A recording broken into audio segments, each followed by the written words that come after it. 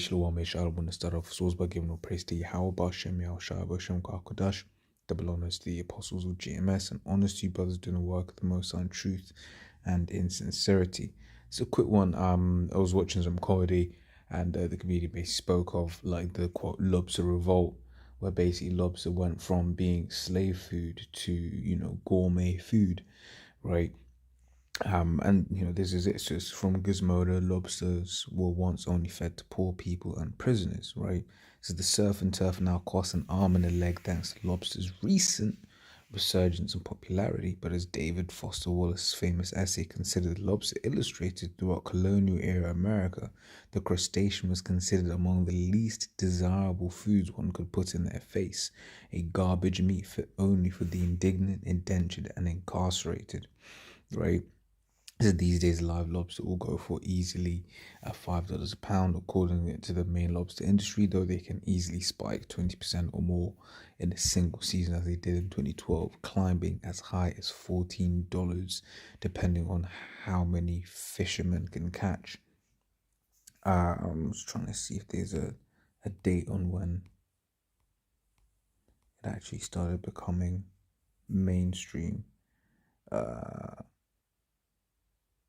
Okay, so it says, however, some folks are willing to give lobster a shot as far back as the 1850s.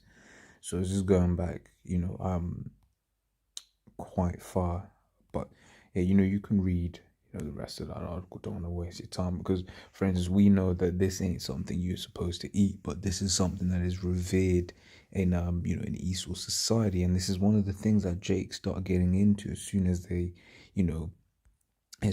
start, being in Edomite circles, being around Edomites and doing what Edomites do, right? It's Jeremiah 2 and what was it, 32, right? It says, nope, Jeremiah 2, 33, right? Jeremiah 2:33. Why trimmest thou thy waist to seek love? Therefore hast thou also taught the wicked ones thy ways, right? And this is what one of the things that happens when Jake starts, being around these Edomites, right? These heathens, right? They start doing the things of the heathens, right? Jake hasn't really got a backbone. Jake is all about, fitting in and doing what everyone else around them do, right? But and this is meats and foods and how food is eaten was one of those things. You get an example being, eating the meat rare, right?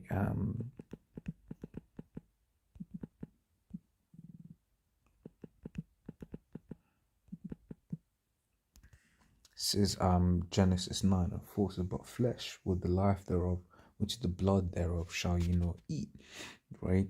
So basically, if you eating the blood is the life of an animal. So when you're eating meat rare, that ain't right. But you ain't supposed to be doing that. But that is the Edomite thing to do, right? Such so that the scriptures, reference Esau as doing such a thing. Okay, so but that's once again, that's one of the things that Jake started doing when they start being in these Edomite circles, start going to steak and lobster, right? I remember one of the chicks I was dealing with way back when was like, oh, let's go to steak and lobster. I'll pay. I was like, I ain't going to no steak and lobster because what you go there, you get it. What we can't eat lobster. That's going off, right? And you get the steak. The chef isn't gonna want to cook it well done. In his eyes, cooking it well done is ruining the steak. In his eyes, right? Notice I said that because it ain't. That's how it's supposed to be eaten. Okay, but hey, that's just the world we live in.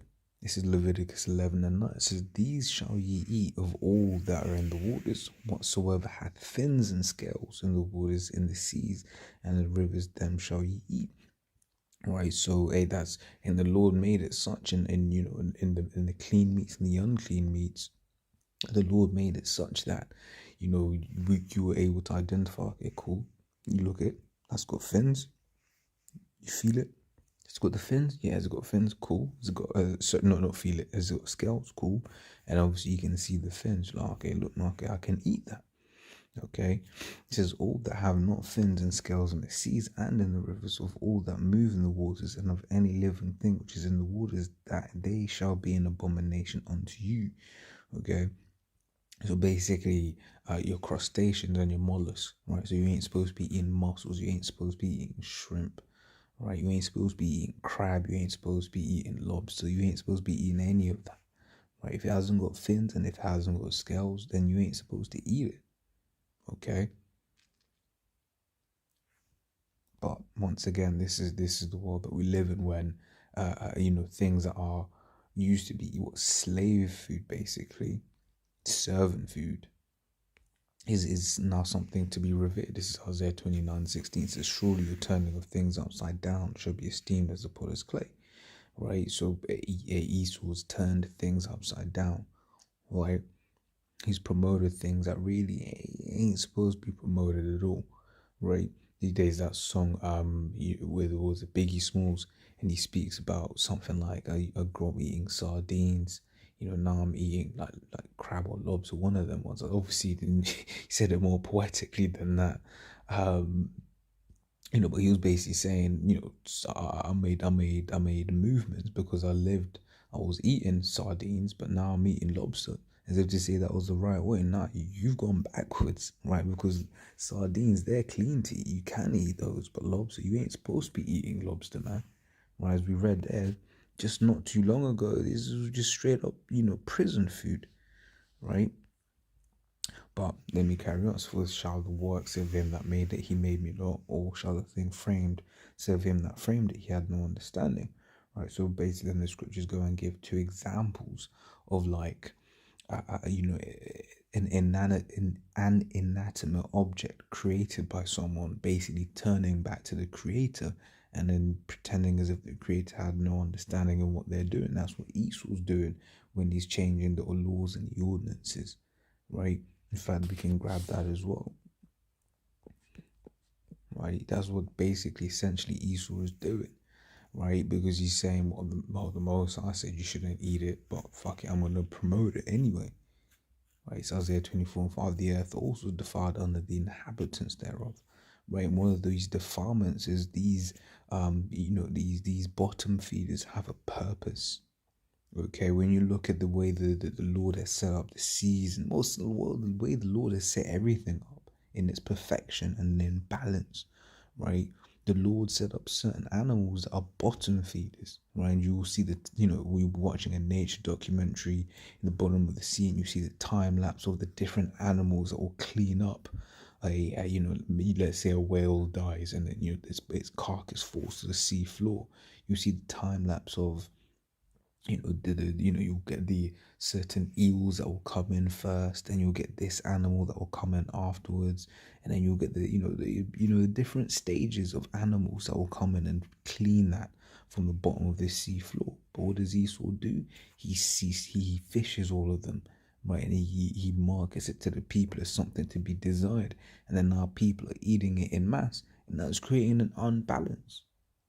Okay, is because they have transgressed the laws, right? And what's one of the laws? You ain't supposed to be taking them things out of the oceans to eat, man. Right? They have a purpose, and let them do, fulfill their purpose. Right? It says, change the ordinances, broken the everlasting covenant. Right? And grab this also. This is Matthew 5:17. It says, think not I am come to destroy the law or the prophets. I'm not come to destroy but to fulfill. Because you get certain people that be like, oh, but that was back in then. You can eat that now. No, you can't eat that. I remember someone said this years ago. It's like, wait, so the Lord died on the cross so that you could eat lobster, so that you can eat pork. No, we ain't supposed to eat any of that.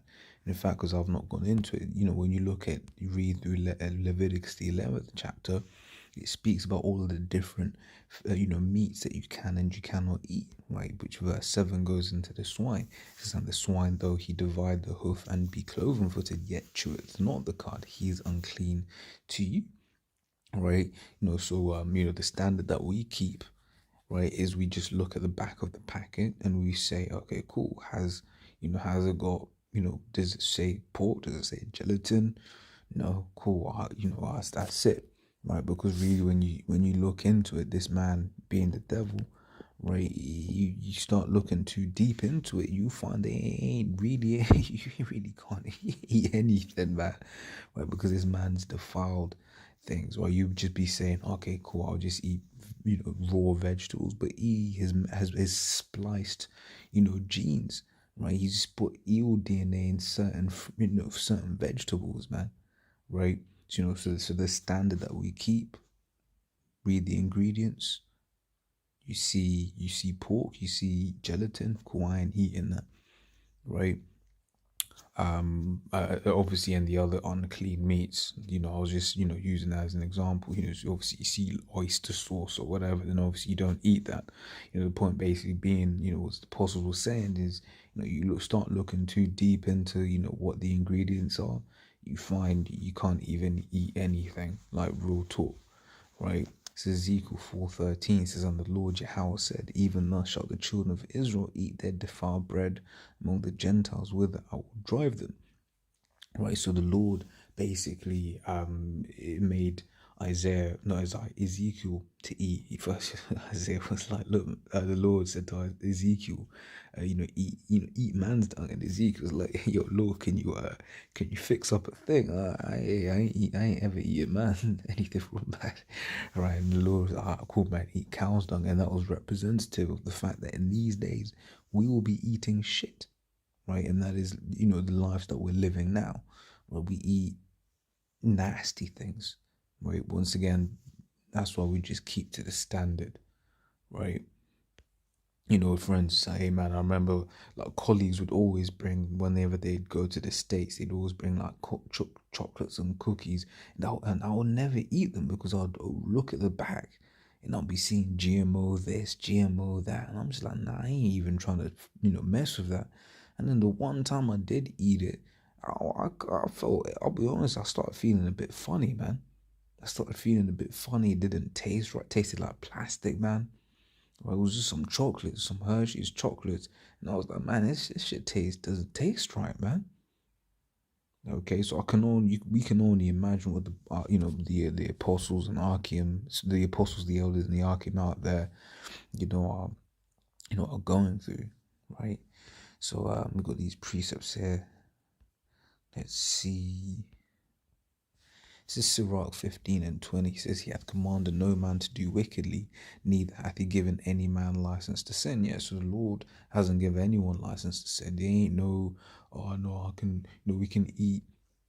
Because you think about it, people might be like, oh, it's just a bit of meat. Nah, you eat that though. You going off, man. Right? Especially if you're someone who's come into this truth and you understand, you read laws. And if you straight up eating a pork chop, man, you going off, man. You going off, man. You ain't supposed to be doing that no more, right? Let's pick some out. Like John 14:15. If you love me, keep my commandments. Simples, right? In Romans 3:31, do we then make void the law through faith? God forbid, yea, we establish the law, and this is it. This is a rehearsal, because in this kingdom there is no way, because it's a wicked kingdom, there is no way we're going to keep these laws 100%. Right, as Judges 5:11, they that delivered from the noise of the archers in the place of drawn waters, that place of drawn waters as representing slavery, right? It says there, in fact, I believe it explains that. No, it doesn't. No, so drawn water, I think the precept to that is let me find it.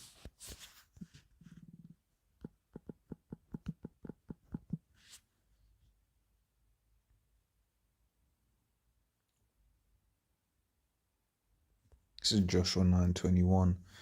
It says, and the princes said unto them, let them live, but let them be hewers of wood and drawers of water unto all the congregation, as the princes had promised them. And Joshua called for them, and he spake unto them, saying, wherefore have ye beguiled us? We are very far from you, when ye dwell among us. Now therefore ye are cursed, and there shall none of you be free from being bondmen, right? And hewers of wood and drawers of water for the house of my power, right? So they're proving, that's, that they're representing slavery, right? The drawn waters, right? It says, there shall they rehearse the righteous acts of the Lord Yahweh, even the righteous acts toward the inhabitants of his villages in Israel. Then shall the people of Yahweh go down to the gates, right? So this here is a rehearsal, and we're going to keep it, right? But, there are certain standards that we keep. One of them is, hey, we ain't eating no damn lobster, man. Right? If you eating lobster, man, you gotta stop that and you gotta repent, man. Right? Lobster, shrimp. Like I said, read Leviticus the 11th chapter. Right? You gotta eat that meat well done. We eat that meat cooked. Alright, so as always, Lord's what I was edifying. Till next time we say shalom.